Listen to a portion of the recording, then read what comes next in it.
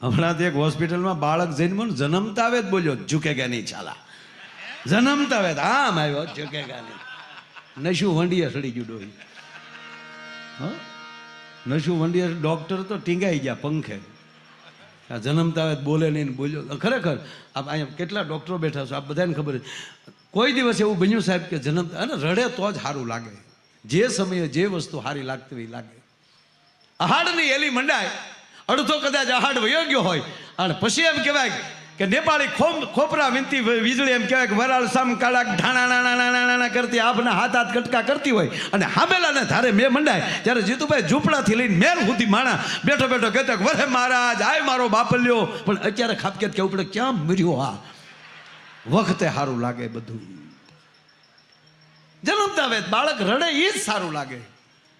પૂજ્ય દાદાના મુખેથી ભાગવતમાં આપણે સાંભળીએ છીએ કે મા દેવકી ભગવાન કૃષ્ણને બાળક કેમ બનાવે છે, છત્રભુજ રૂપે પ્રગટે અને પછી એમ કહેવાય કે ના હવે રડો. અને જન્મતા બાળક રડે તો જ સારું લાગે ને ભાઈ. જન્મતા કર્યું તો હુંયાણ્યું ગામ મૂકીને વયું જાય ડોહ્યું કે આ કોણ આવ્યો ભૂતડું. હા હસવું જરૂરી છે પણ ક્યારે કોકને અગ્નિશક સાથે તેને કે આનંદ કરે આનંદ મારે ડોહા. અને અમુક માણસો ને જોયા હો દાદા બહુ આમ કોઈ ગુજરી ગયો હોય ત્યાં બાળવા બેઠા હોય ને તો પછી ત્યાં સમસ્યાને પગે ન્યાય મનુભાઈ વાહ આવ્યો હોય અને પાછો સારું લગાડ્યો આપણને. હજી મારું મન નથી માનતું તો ભેળો પડ નો મન માનતું હોય. આ તને હું પૂતળું દહન લાગે હા અને એને હું અમે ઘેરે હતાડીને આવ્યા ડોહા મારું મન નથી માનતું. એક ભેગું તારું મન નહીં તું માની જાય. મારો કહેવાનો સુર કે જે સંસ્કાર કોઠાના હોય છે કે પેટમાં પોઢી એ જ સાંભળેલી શિવે રામ લક્ષ્મણની વાત પણ પેટમાં પોઢી સાંભળેલી જેને પેટમાં બાળક હોય ને ત્યારે રામાયણના આવા ભાગવતના પાઠ સાંભળ્યા હોય ને એના જ કુખમાલી આભ ખડેડી આભને ટેકા દેવા દીકરા જન્મ. પણ બોલો આમ જન્મ્યો જન્મતા વેદ બોલ્યો ઝૂકેગા નહીં. ડોક્ટરોને થયું કે આ છે હું. જન્મતા વેદ બોલે નહીં બોલ્યો તો સીધો પુષ્પાનો ડાયલોગ બોલ્યો કેમ. પછી સંશોધન કર્યું ને સાહેબ ત્યારે ખબર પડી કે આ છોકરો પેટમાં હતો ને તેથી એની માએ 45 વાર પુષ્પા જોઈ નાખ્યું હતું. બોલો પુષ્પડી થઈ ગયેલું. હા સારું સાંભળો, સારો આનંદ કરો. નગર 21મી સદી આજ 23 વર્ષની થઈ ગઈ સાહેબ. 21મી સદી ને જુવાની આવીશ. આમાં તો મારા તમારા ઉપર દ્વારકાધીશની દયા હોય ને સાહેબ તો જ આબરૂ રહે, બાકી જાતા વાર લાગે એમ નથી. ભલા માને આ 21મી સદી જુવાની પકડી છે અને એવી પરિસ્થિતિમાં આવી કથાઓમાં હું ઘણીવાર કહું છું કે અમુક વસ્તુ તમારા ઘરમાં રાખો તો મચ્છર કેવું કાંઈ ના આવે. પણ હું વિશ્વાસથી કહું કે તમારા ઘરમાં મંદિરિયામાં ભાગવત અને રામચરિત્ર માનસ રાખી દેજો, ભગવદ્ ગીતા રાખી દેજો. તમારા ઘરમાં કળયુગ નહીં પ્રવેશ કરી શકે એટલી આ મંત્રોની તાકાત છે. દુનિયા ગાંડી છે એટલા ખર્ચા કરીને ભાગવત કરે.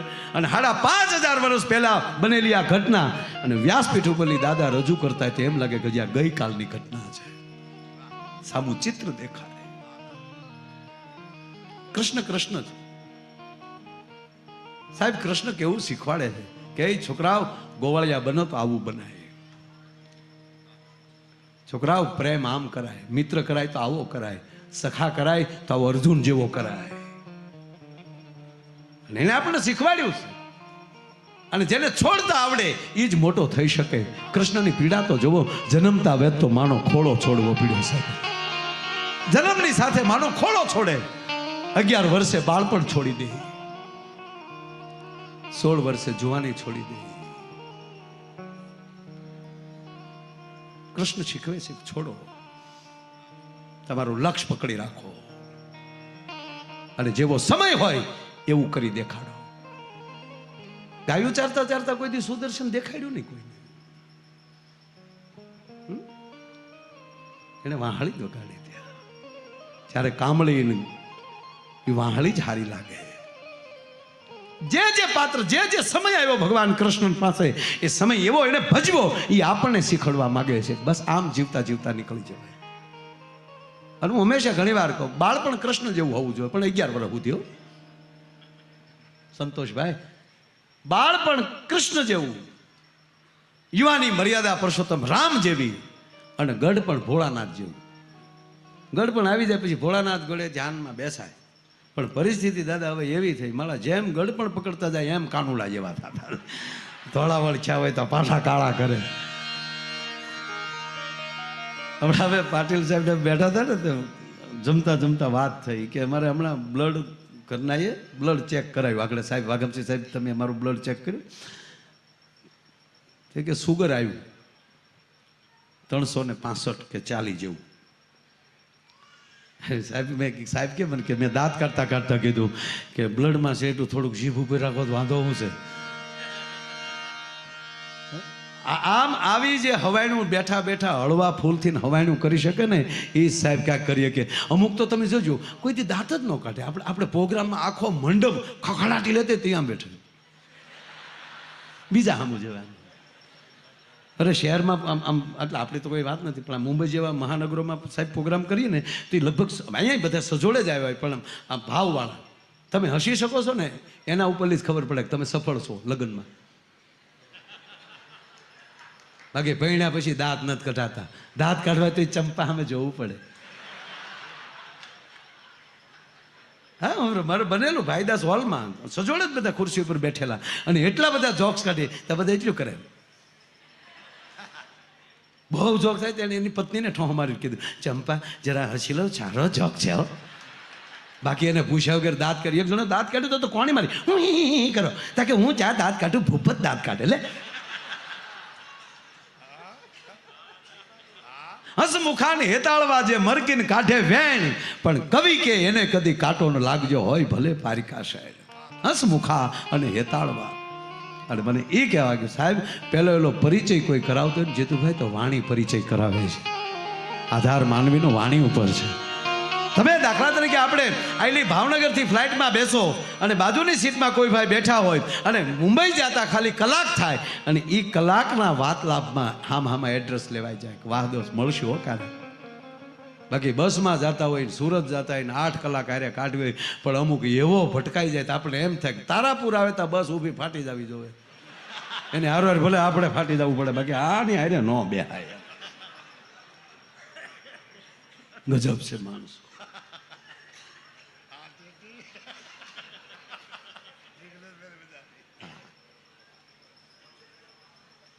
ગજબ. અમુક મારે આ ઘણી બધી વાતો કરવી છે, તમે મારા ધ્યાનમાં છો બધું.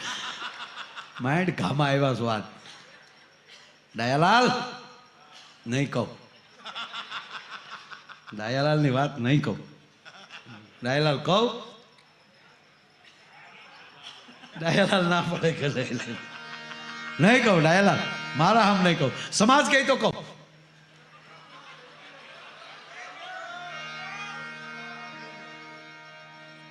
ભાઈ કહી દેવા ગયો નથી કેવું, ભલે વાંધો નહીં, આપણે પછી ક્યારેક વાત. એટલે આ બધી આજ મારે મેં તમને કીધું, હું તમને હવાણ કરવા આવ્યો. હું કામ તમે કથામાં કદાચ એટલી બધી દોડધામ કરતા, એટલે ઘડીક મારી સામે બેસો ને, એટલે હું તમને તમારે હારે બેસી લઉં અને તમને અડી લઉં, એટલે મેં સેવા કરી એનું મને પુણ્ય મળે. આ બધું એ જ છે. નકર તો આ ભાગ હોય તો થાય ભાઈ, ભાગ વગર કાંઈ ન થાય. જ્યાં આનંદ હોય, જ્યાં લહેર હોય, અને અંદરથી અમથા તમને આનંદના ફુવારા ફૂટવા મળે ને, ઘણા હાજર જતા હોય, સાયકલ લાગતા જતા હોય દાંત. અરે પધારો વાસણભાઈ, પધારો. તાળીઓના ગળાથી વાસણભાઈને વધાવો. આપણા પૂર્વ મંત્રી, કચ્છનો જેનો ગૌરવ લઈ શકેલો નહીં, ગરવી ગુજરાત ગૌરવ લઈ શકે. વાહ વાહ વાસણભાઈ, પધારો. વાસણભાઈ, જય મુરલીધર મારા બાપ, જય સચિદાનંદ. વાહ વાહ, પધારો પધારો. તાળીઓના ગળાથી 2 હાથ ઊંચા કરીને વાસણભાઈનું આપણે સ્વાગત કરીએ.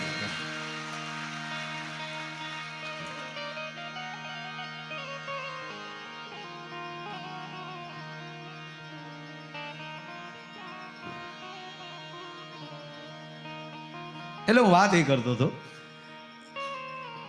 બાપુ 3 જગ્યાએ જાય ને દાદા એટલે બાળપણ યાદ આવે. ગમે એવડા મોટા થઈ જાય પણ મા પાસે આવીએ એટલે બાળપણ યાદ આવે. ગમે એવડા મોટા થઈ જાય જેની પાસે ભણ્યા છે એની પાસે આવીએ એટલે બાળપણ યાદ આવે. અને ગમે એવડા થઈ જાય ગામની નિશાળમાં જે પ્રથમ આપણે ભણ્યા છીએ ને એ સ્કૂલે આવીએ ત્યારે આપણે બાળપણ યાદ આવે. એમ ભગવાન કૃષ્ણ એની જે બાળ લીલા, અને હંમેશા બાળકની જ કથા સાંભળવામાં વધારે મજા, આપણને રસ આવે. દાદા જે વાત કરતા હોય તો આપણે વધારે ગમશે કે ભગવાન કૃષ્ણની બાળ લીલાના જે પ્રસંગો આવે, બકાસુરથી લઈ અને નાગદમન સુધી, એમાં મજા આવે. આપણે આપણી બાળકની વાતો કરતા હોય તો આપણે મજા આવે, પણ સારા બાળક હોય તો. હવે તો બાળકો ખરેખર આમ જોઉં તો હું રાજી થાવ કે કેવા ટાઈમે છે એની માં. હે, આપણે પડતા સોલાતા જ્યાં સુધી સારું ન થાય ને ત્યાં સુધી આમ બાપાને ખબર ન પડવી જોઈએ, નકર ભાંગી નાખે. ક્યાં પડ્યો છો, ક્યાં સીડ્યું છો. અત્યારે તો ગપ દિન પીડ્યું તો ચીકું છું પલ્યું છું માલું જી કર્યું. ઓલો એક બેન એના સાસુ પાસે આવીને રોવા પડ્યા. બોલો, એક બેન એના સાસુ પાસે આવીને રોવા મળ્યા. તેને સાસુ કીધું શું છું બેટા? કે તમે મને કહો સાસુબા, મારા ડોળા હું ભેંસ જેવા છે? નહીં બેટા, એવું કોણે કીધું? હવે બીજું મને એ કહો, હું કૂતરી છું? નહીં બેટા, મને એ કહો, મેં કોઈ દી કૂતરી ગળે વડકા કર્યા? નહીં બેટા, આવું કોણે કીધું? એમ નહીં, હજી મને કહો, હું કોઈની આઘાપાછી કરું છું? અરે નહીં બેટા, આવું કોણે કીધું? મને હજી તમે એ કહો, હું ગામમાં કોકની વાતો કરું છું? ના બેટા, આવું કોણે કીધું? હવે તમે મને એ કહો, હું શેડાળી છું? અરે બેટા, તને કીધું કોણે? તો કેમ ગામની બાઈઓ કે અસલ એની હાહુ જેવી છે એમ. તમે જોવો તો ખરા હાહુની હું દિશા થઈ છે સાહેબ.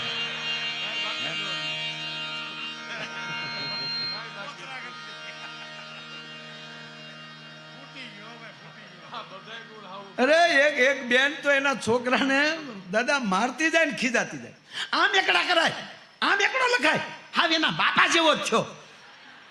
પાછો ઓલો બિચારો ક્યાંક લખતો ન્યાજીને હાહુ ને સંભળાવે. હાહુ આમ બેઠા આમ દળનું કરતા સસમા મને આમ જોયા કરે. બોલે આમ હું જોઈ લે, પાછો ધબ્બો મારે. આમ શેના ઘુસાય ગોબરા, હા એના બાપ જેવો જ છો. જમવા બહેન ક્યાંક શર્ટ બગડે, પાછો ધબ્બો મારે. આમ જમાય, હા એના બાપ ઉપર જ ગયો. હા ને એના હાહુ ખીજાણ. હવે હા બહુ હજ થાય હો, હજ શું થાય? જોવા આવ્યા ત્યારે વાતો કરતા હતા કે અમારો દીકરો તો ઇંગ્લિશ સિવાય ફાવતું નથી. પછી ખબર પડી પીવાનું. જોવા આવ્યા ત્યારે કહેતા હતા અમારો દીકરો બહુ ફર્યા કરે. પછી ખબર પડી મકાન ઘરનું નથી, ભાડે આટા મારે. બાપ જેવો જ છો. શું સમાજ હામો દાવ લઈ જવાલા.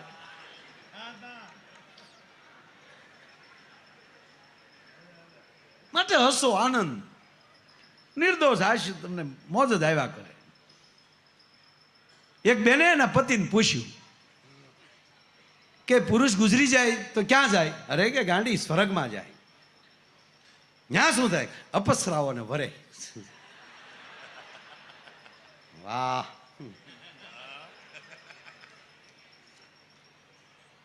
સ્ત્રી ગુજરી જાય તો નરકમાં જાય.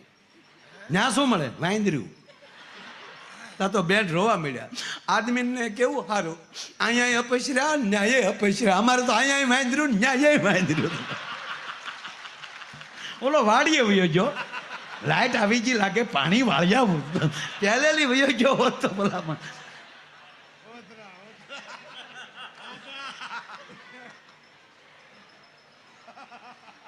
મારે એમ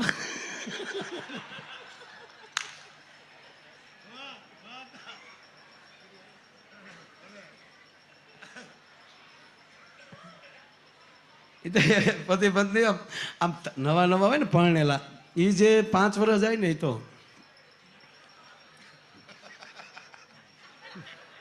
અરે અમારે મોવામાં સાહેબ અમારે 2 બગીચા છે, કુબેરબાગ અને ગાંધીબાગ. એમાં કુબેરબાગ બહુ સરસ, ગાંધીબાગ તો બહુ સારું. હા, અમારે ચિતલિયા સાહેબે એ વખતમાં વર્ષો પહેલાં અંદર ટ્રેન ને રોપવે ને એવું ત્યારે કરેલું. એટલે બહુ સારો બગીચો, બહુ સારો. આવજો ક્યારેક હવ ને ખરશે. અમારે નવા નવા પરણેલા હોય ને એટલે આજ બીજે ક્યાંય ફરવા જેવું દાદા અમારે હોય નહીં, એટલે અમારે ગામડાના માણા નવા પરણેલા હોય ને આ બગીચે ફરવા આવે. એ ઓલો આગળ હાલ્યો જતો હોય, ઓલા વાહે હાલ્યા આવતા ઘૂમ ઘૂમ ઘૂમ ઘૂમ કરતા, અને ઓલો વળી પછી એકલા હોય ને ત્યારે બહુ જોવાની મજા આવે. ઓલો વળી થોડો થોડો થતો હોય, જો જે ગાંડી ખાડો છે તારી માને બધું દેખાય, એટલું બધું ઢીલું હું પડી ગયું. આવ અમુક તો એવા ઢીલા પડી જાય, ગુલ્ફી ખોડે ઓગળી જાય, આપણે એમ થાય કે આગળ ડબલે ડબલે ડોલમાં ફરવો પડશે. વિશ્વાસ અને ભરોસો એનું જ નામ દાંપત્ય જીવન. વિશ્વાસની ધરોહર રથના બે પૈડ્યા એ જ દાંપત્ય જીવન. અને મારે કહેવું છે સાહેબ, ઘરમાં ધાર્મિક વાતાવરણ કોઈ ઊભું રાખી શકતો હોય તો આ દેશની માં રાખી શકે છે. અને આપને પગે લાગીને કહું કે સવારમાં વહેલા જાગીને એ નાઈ ધોઈ પૂજા પાઠ કરી અને પછી નાસ્તો કરે, આપણે હુતા હોય દી ઉગ્યા સુધી. એક બેનેના પતિને ઝઘડે, ઊભા થાવ ને મારે રોટલા કરવા, તક હું ક્યાં સુલા ઉપર હું તો લે જાગવું જ નથી તો હું કરી લો એને, તું તારું કામ ચાલુ રાખ ને.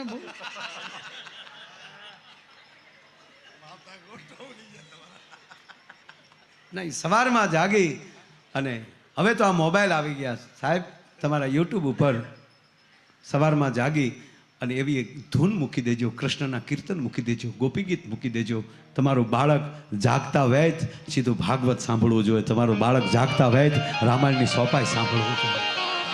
રહેશે ધર્મ તો રહેશે ધરા, નહીતર ખપ જાહે ખોરતાર. તારા ધર્મ ઉપર વિશંભર હવે રાખને તું રાણ. પાયો ઈ ધર્મ છે. જેને ખોરડે ધર્મ છે, જેના ખોરડે નિત આરતીઓ થતી છે, જેના ખોરડે રોજ ભગવાનને થાળ ધરાતો હશે, સાથી ઠોકીને કહું એના દીકરી દીકરા ભલે ગમે ત્યાં ભણતા હોય, એ બાપને ભરોસો હોય કે અમારા કુળની દીકરી કે અમારા કુળનો દીકરો એ બીજું ડગલું નહીં ભરે. શું કામ? અમે એને ભાગવત સંભળાવ્યું છે, અમે એને રામાયણ સંભળાવી છે. આ તો થોડું ઘણું ભણી જાય, થોડા ઘણા બાર ગામ વયા જાય અને વીઆઈપી નો દરજ્જો. અમને એકચ્યુઅલી કથામાં મજા ન આવે. તારો બાપ વૃદ્ધાશ્રમમાં મૂક્યા આવશે અને તેથી આટીએ સડી ઠામું કહો. સ્વામી વિવેકાનંદ દાદા પ્રશ્ન કરવામાં આવ્યો, પ્રશ્ન ચાલતો હતો, કોઈ ગુજરી ગયું હોય તો કયા પરિવારને કેટલા દિવસ સૂતક લાગે ભગવાન? પ્રશ્ન એક એવી ચર્ચા મેં વાંચી છે કે એનો ગોત્રાય હોય તો કેટલા દિવસ, એ ચર્ચા ચાલતી હતી. એમાં વચ્ચે કોઈ વિવેકાનંદજી એમ એ સભામાં બેઠેલા, ત્યારે વિવેકાનંદજીને પૂછ્યું કે બાબા આપને કહીએ કે જેના માવતર વૃદ્ધાશ્રમમાં હોય અને એ ન્યા ગુજરી ગયા હોય તો એના દીકરાને કેટલા દિવસ સૂતક લાગે? ત્યારે વિવેકાનંદે જવાબ આપ્યો, એને જન્મ જન્મની હુતકું લાગે, હુતકમાંથી બહાર ન નીકળી શકે. જેના માવતરો વૃદ્ધાશ્રમમાં હોય. એટલે મેં કાર્યક્રમની શરૂઆત એ જ કરી કે ભગવાન કૃષ્ણનું ચિત્ર જોઈ અને કવિ કાગ બાપુ માં નંદરાણીને કહે છે, જશોદાને કે હે માં, દેવકીની કુખે તો આવે, કારણ કે પીડાની પરાકાષ્ઠા છે માં દેવકી.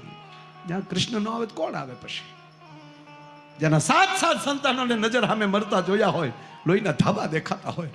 એટલું નહીં વાસણભાઈ, આંખના આહુડા હુકાઈ ગયા હતા, મોઢાના અમી વયા ગયા હતા. અરર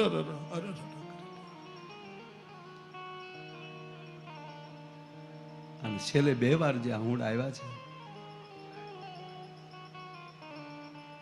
વસુદેવ અને માં દેવકીને, એક આહુડું ગોકુળમાં આવ્યું વસુદેવને.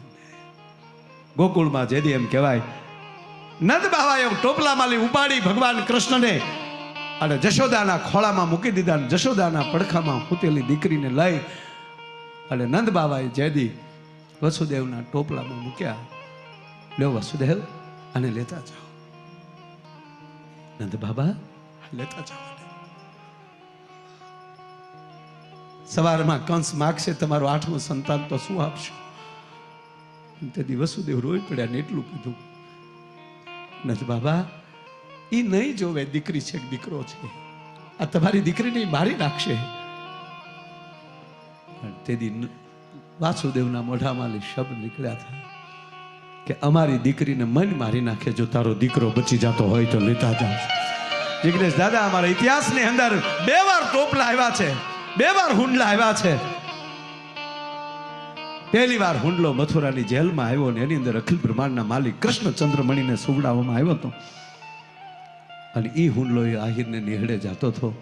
અને બીજો હુંડલો જુનાગઢ ઉપરકોટમાં આવ્યો, એ વાલબાઈ વડારેને માથે લીધો હતો. અને એ હુંડલામાં 9 હોરખના ધણી 9 ઘરને હુંડાવવામાં આવ્યો હતો. એ હુંડલો આહિરને નિહળે જતો. હું તો 18 વર્ષ માટે, મારું કોઈ જ્ઞાતિ નથી સાહેબ, કુળમાં જન્મો છે ગૌરવ છે. હું તો 18 વર્ષ માટે નીકળ્યો, પણ ક્યારેક ક્યારેક સાહેબ એ થાય છે, ગૌરવ લઈએ. બાપુ દાદા ભાગવત કથા બધે થતી હોય, પણ જેથી આયરને નિહળે કથા થતી હોય ને, તેથી મારો દ્વારકા વાળો રાજી બહુ હોય દ્વારકા બેઠો બેઠો કે આજ મારું કુળ મને યાદ કરે, મારો પરિવાર મને યાદ કરે. બસ પરંપરા જે પકડી રાખશે, મૂળિયું જે પકડી રાખશે, એને કોઈ દી વાળ વાકો નહીં થાય. જેની કુળદેવી ઉપર જેને ભરોસો હોય, જેના ઈષ્ટદેવ ઉપર જેને ભરોસો હોય, જેને એના કુળગોર ઉપર ભરોસો હોય ને એના કુળ ગુરુ ઉપર ભરોસો હોય, આ 4-5 ધારા એક સરખી ચાલી જતી હોય ને, એના પરિવારનું ધ્યાન પછી અસ્તિત્વ રાખતું હોય છે. ભલામણ એને પછી વાંધો ના આવે.